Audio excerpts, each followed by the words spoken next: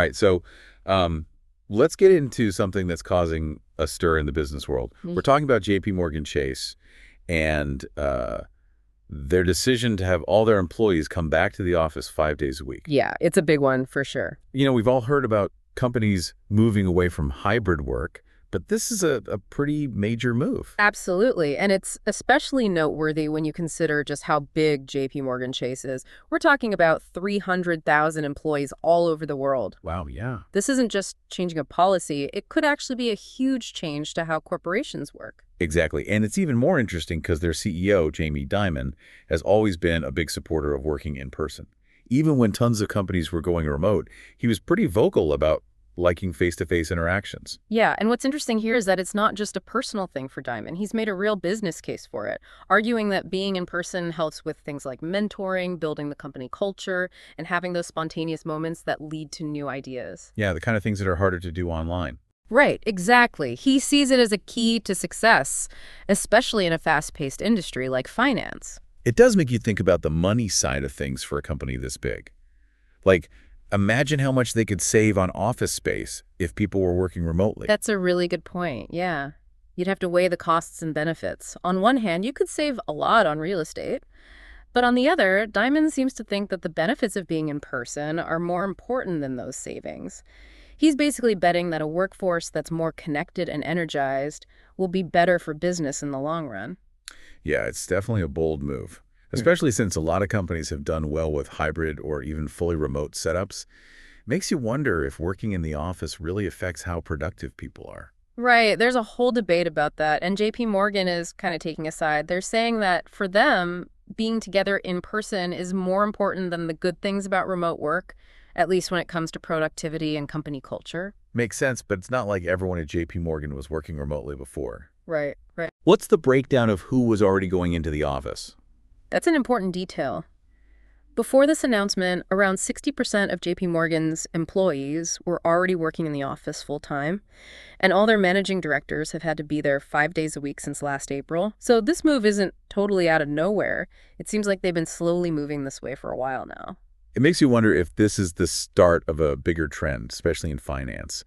Will other companies feel like they have to do the same thing? It's possible for sure. JP Morgan is a big player in the financial world. Yeah, definitely. The choices tend to influence the whole industry. Yeah, if they have good results with this back to the office policy, it could make other companies want to rethink how they do remote work too. Okay, so what about the people working there? What's the impact going to be on them?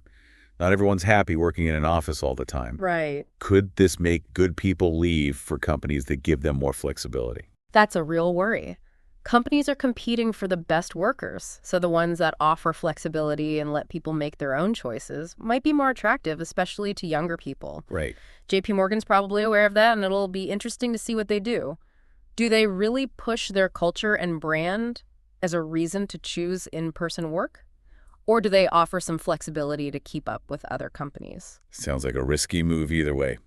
It's like they're betting that the good things about having everyone in person will be bigger than the costs and the risks. It really makes you think, what's the real value of being face-to-face in a world that's so digital? JP Morgan seems to think it's super important, and they're putting a lot on the line to prove it. Definitely a big experiment to watch. Yeah. We'll see how it all plays out. Yeah, it really makes you think about how this could affect everything, not just JP Morgan, but the whole financial world. Absolutely. Are we seeing the start of everyone going back to the office 5 days a week? That's the big question, right? And it goes beyond just finance. This decision by JP Morgan could make other companies in all kinds of industries start rethinking their remote work policies too. Yeah, like if JP Morgan thinks in-person work is so important for success, maybe we should too. Exactly. But we can't forget that there are tons of companies out there with successful remote or hybrid teams. It's not like one solution works for everyone. Oh, for sure. It depends on the kind of work, the company culture, and what individual employees need. What's interesting here is that JP Morgan is making a choice. They're putting their vision of a collaborative, in-person environment ahead of flexibility and potential cost savings. Yeah, they're taking a stand. And it's not just about the company's point of view either. What about the people who actually work there? Some people love being in a busy office, while others get way more done at home. That's so important. People like to work in different ways, and a policy like this could actually push away some really talented people. Like, imagine a great software developer who's used to working remotely and really values that freedom. They might not be happy about having to come back to the office every day. Exactly. And then those people might start looking for companies that fit their lifestyle better. Hmm. Companies that offer flexibility might have an advantage when it comes to attracting and keeping the best employees. It'll be interesting to see how JP Morgan handles this. Will they lose good people to companies that are more flexible, or will they be able to keep their employees by focusing on their company culture and the benefits of working together in person? Yeah, it's a big gamble for sure. Yeah. But let's look at it from the other side. What are some good things for employees who are back in the office full time? Well, one thing is that you get to see and talk to your coworkers face to face. For a lot of people, that connection is really important for their well-being and how much they enjoy their job. Makes sense. It helps build stronger relationships, makes communication easier, and can just make work more enjoyable. Yeah, I know I've missed those random chats and brainstorming sessions. It's hard to get that same energy online. Exactly. There's something special that happens when people are together in the same room. It can spark creativity, lead to new ideas, and create a feeling of being part of something bigger. JP Morgan seems to be hoping that this energy will lead to more innovation and better results for the company. Makes sense from a business point of view, but let's be real. Not everyone likes that constant hustle and bustle. Some people work best in a quiet place where they can focus. Could this make them less productive? That's a good point. Companies need to understand that people work differently. What helps one person focus might be a distraction for someone else. If JP Morgan is going all in on this in-person model, they need to create workspaces that work for different people and their preferences. So, like having quiet areas for focused work, spaces for teams to work together, and maybe even some flexible options for people who work best on their own. Exactly. Giving people options within the office will be key to making this transition work. It can't be a one-size-fits-all approach.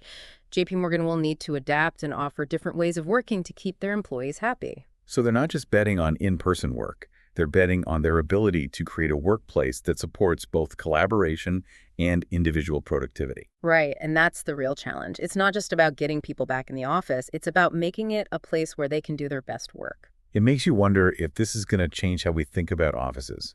Will we see fewer of those open plan layouts that were so popular before the pandemic? It's definitely possible. If companies are going to spend money bringing people back to the office, they'll want to make those spaces actually help with the kind of collaborative and innovative work they want. That might mean more flexible layouts, areas for quiet work, and a bigger focus on building a sense of community in the workplace. And what about the financial side of all this? Redesigning offices, adding more amenities, accommodating different work styles, it all costs money. It does, and that makes figuring out the costs and benefits even more complicated. Companies will have to balance the potential gains of having a more connected and engaged workforce against the costs of creating and running a really great work environment. It's a tough balancing act, for sure. And it's not just about the company's profits. You have to think about the people, too. Absolutely. Any work model only works if it helps the people who are actually doing the work. If employees feel valued, supported, and empowered, they're more likely to do well no matter where they work. So it's not just about where you work, it's about how you work. The real challenge is building a work culture where people feel connected, collaborate well, and can do their best work. And that's a challenge that JP Morgan and a lot of other companies will be facing as the world of work keeps changing. The decisions they make will affect not just their own businesses, but the future of work for everyone. It's like they're running a giant experiment to see if this works. Putting all their chips on the idea that having everyone back in the office is the way to be successful in the future. It's bold for sure, and the effects could go way beyond JP Morgan. Think about what it could do to the real estate market. Oh yeah, good point. If more companies follow their lead, we could see more demand for office space, especially in big financial centers like New York City. Right, because it's not just about the buildings themselves, it's about all the businesses around them too, like restaurants, cafes, shops, all those places that depend on people working downtown. They really struggled when everyone started working from home. Absolutely. If people start going back to the office, it could be a big boost for those businesses and could bring whole cities back to life. But then you have to think about things like transportation and logistics. Will public transit be able to handle all the extra people commuting? What about traffic and parking? Cities will have to figure all that out if everyone's going back to the office. Yeah, it's a lot to consider. And it's not just the physical stuff. Companies will need to rethink how they manage a full in-person workforce. Things like scheduling, how teams work together, even how the office's design will need to be looked at again. It's almost like we're starting over in some ways, trying to figure out what it means to work in an office again. And all this is happening while technology makes it easier than ever to work from anywhere. It's kind of ironic, right? We have all these tools to work remotely, but we're seeing this pull back to the traditional office. It makes you think that there's something about human interaction, about actually being together in a space that you just can't get online. Maybe it's about finding that sweet spot, a way to use the best parts of both in-person and remote work. Maybe the office of the future is less about going there every day and more about being a place for collaboration, innovation, and connecting with people. That's an interesting idea, and companies like JPMorgan are going to have a big part in figuring it out. What they do and how well they handle this shift back to the office could shape the future of work for everyone. So as we wrap up this deep dive, I'm feeling kind of excited, but also uncertain. We're at the beginning of something new, and we don't know exactly what it's going to look like yet. It's a time of big challenges and big opportunities, that's for sure. And for people who are interested in the world of work, it's a really exciting time to be watching it all unfold.